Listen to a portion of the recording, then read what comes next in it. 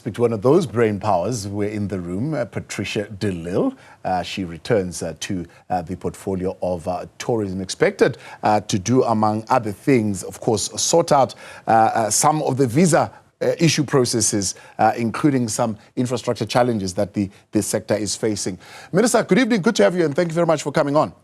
Hi, good evening, Thabo. Thank you for the opportunity. Overall, from the role players I see, there's been from SATSA, from Federation of Hospitality Association of South Africa, FEDASA, positive praise for your return as a way of continuity.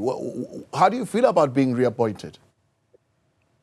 Well, first of all, Thabo, I would like to thank the private sector and all the stakeholders in the tourism sector for their support.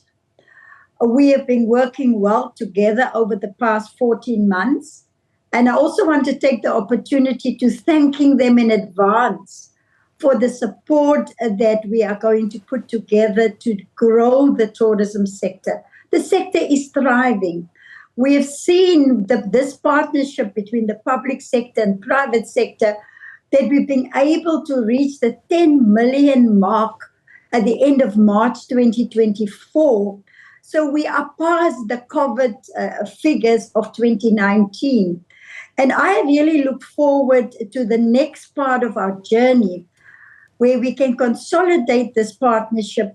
And clearly, we have identified the priorities. You mentioned the issue of visas. Yes, visas is critical because the big major source markets where we can bring millions of tourists to South Africa, from China, from India, from Nigeria, we need to sort out the visa regulations. And I've been working closely with Vulindlela in the presidency, Rudy Dix, and with the previous minister, Minister Motsoaledi, to find a way of, just relaxing the visa regulations for the big source markets. I will be engaging with the new Minister of Home Affairs and inform him about the progress that we have made, and then get his input and his help so that we can speed up the visa reform in our country that can grow this tourism sector tremendously. Yeah. One can say you are particularly not a stranger to a GNU because anyway, in the last administration, we could call it a GNU. You are coming from the good party, but you were in a government that was led by the African National Congress. There are other parties that are coming in. You're finding yourself now having to reach out to a DA minister at Home Affairs. Do you expect there'll be any challenges? I've got experience of working with both. I've worked with the DA for almost 8 years, and I've worked with the ANC in the previous term. And so I bring experience from both. And what I've seen today, Thabo, typical politicians, they were all so nice to each other. I went up to DA ministers, to ANC ministers, and we laughed and we hugged each other. And I really, as I was doing the hugging, I was just hoping and praying and saying, you know what? Please, we are saying, let's put the people first. This government of national unity, we must park our egos at the door and we need to start delivering. We must bring hope to the people of South Africa. And I think what we see, the grandstanding and the egos that's taking place now, and I'm happy that the president has called an extended cabinet committee meeting with ministers and deputy ministers for next week, Tuesday, because then when we sit together around one table, we will actually see that we are not that far apart. New ideas must be welcome. Innovation must be welcome. I am looking at how I can overlay our tourism strategy together with the private sector, with artificial intelligence. The world is moving on without us. And I'm sure we'll be able to find each other because we must bring hope to South Africans. There's an expected full recovery of the international tourism in 2024. Some have expressed that particular apprehension, if you would like. What is in line? What are you looking to unlock as far as that tourism potential? It is subject to two issues. The one that I spoke about, which is the visas, and we need to look at the visa regime overall. We also need to consider that the visa regime must consider security of South Africans also. And then the second one is air access. Just in April, I had prepared a cabinet memorandum that I will be taking to cabinet with a national strategy to bring more flights, long-haul flights to South Africa. We had a fragmentation of every province doing their own air access strategy, Gauteng, the Western Cape, the Eastern Cape, and KZN. And I've called everybody together and I said, let us put one strategy together for air access. And once and the private sector, once we've got a proper air access strategy in place and we've got a good visa regime without compromising security of our country, I believe that tourism can only grow from strength to strength. Destination marketing would have hit a whole lot of controversy last year, or let me say last administration. How are you cleaning that up?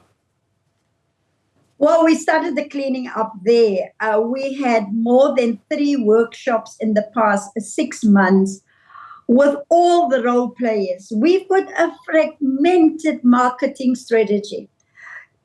We've got a national strategy. Every province has got their strategy, every metropolitan, every local government. And we're wasting and we're spending a lot of money, but very fragmented. I called all of them together. I said, I don't want your money, but at least we need to design and get a single message to market Mzansi, to market our one country. And we've done great work there. We had international experts that I called in. I said, come and tell us, what are we doing wrong? And the international experts told us that you've got too many messages all over the show. You have got a message for every campaign that you do, instead of having a message that can promote your country as a destination. So that we will be continuing. We will be getting that one message. We will be able to pull our resources together. And herein lies the partnership with the private sector. As the public sector, we put in about 1 billion rand to do destination marketing. The private sector puts in 30 billion rand. So we can't do it without each other. So I'm very hopeful, and you know what, we must never give up hope that this partnership that we have started to build, that we can continue. And we've really also allowed the private sector to say to them, you've got the experience. You are the people that's creating the jobs. Government's responsibility is to create the conditions conducive for these jobs to be created. And what do you think we must do? And they've listed the issues, and we are working together with the private sector on solving those issues. So there are great opportunities, but also for our small, medium enterprises. There's an organization called Satu Vitu, the South African Township, Villages and Small Dorpies. We have funded them to have an expo to show what is available in that sector so that we can diversify our offer to the international market. And I went to the expo, and I was very, very happy with what I've seen that they are doing. And Satu Vitu said to me, Minister, nothing about us without us. And so now with Satu Vitu on board, and the big operators in the value chain in tourism, I'm very happy that in our international marketing campaign that we've launched in May with the Travel Indaba, and having the input of the private sector, and together with them, we'll be able to market South Africa internationally, and thereby growing tourism and also growing our economy. because tourism is a big contributor to economic growth. Jerry Mabena is reminding us of the target of 15.6 million tourist arrivals in South Africa by 2030. Do you think it's doable? I think it's doable, and not that we must wish for it. We must make it to happen. Already in 2023, we received 8.5 million visitors. Between January and March, we received another 2.8 million. And we now have to put a plan in place that by 2030, that target is set in the National Development Plan. And we must all pull our strength together to achieve that number. I believe it's doable. At the trend at which we are going now, and with the input of the tourism sector, public and private, I'm confident that we can achieve it. Otherwise, I think if we don't achieve it by 2030, President Ramaphosa must take me out.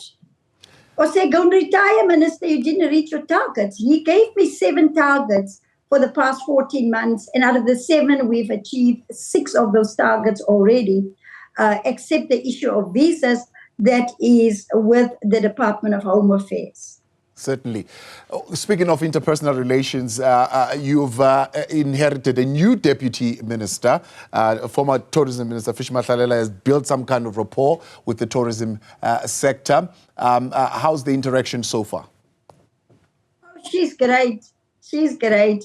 I welcome her to the department this afternoon with a bunch of flowers, and she said, Minister, you're spoiling me already. But, you know, she's just got that warm personality, and she's got experience of having been a deputy minister in 2 other departments. And so she brings that experience with her. And next week, the 2 of us will be meeting the departmental staff. We'll be meeting our entity, South African Tourism. I will give her a briefing of my cleaning up campaign with SA Tourism. We have started. Together with the SIU, I'm going to continue. We have saved South Africa 1 billion rand already by stopping that horrible Tottenham deal. Yes. And just in April, we recovered another 35 million rand that was paid to service providers who never delivered service. So one of my key priorities with my deputy minister is that we are going to continue to clean up South African tourism, our entity. Minister, appreciate your time. Thank you very much for coming on and joining us. That's the Minister of Tourism, Patricia de Lille, on some of her priorities as she comes into the 7th administration.